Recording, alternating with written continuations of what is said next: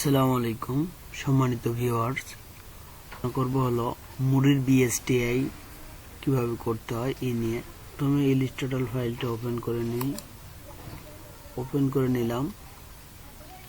মুডির প্রথমত হলো কি ব্র্যান্ড, এই যে চিটাগাং কথাটা হলো ব্র্যান্ড, প্রোডাক্টটা হলো কি মুড়ি। তো মুড়ির যে নাম সেটাই হলো ব্র্যান্ড। এটা আমরা বসায় নেই, আমরা লিখিয়ে রাখছি উৎপাদন তারিখ, মেয়াদ উত্তীর্ণের তারিখ, সর্বোচ্চ খুচরা বিক্রয় মূল্য, এগুলো ফাঁকা রাখবেন। সুবিধার্থে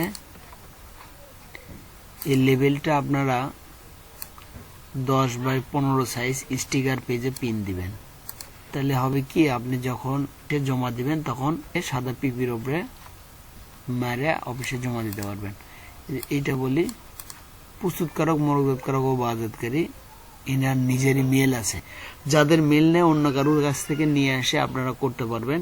সেক্ষেত্রে লেবেল কিভাবে তৈরি করতে হয় সেটা নিয়ে অন্য দিনে আলোচনা করব।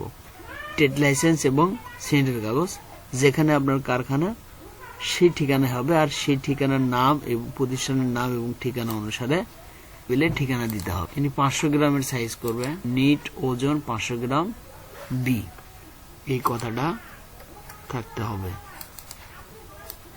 আচ্ছা, বিএসটি এর লোগোটা বসায় দেই, লোগো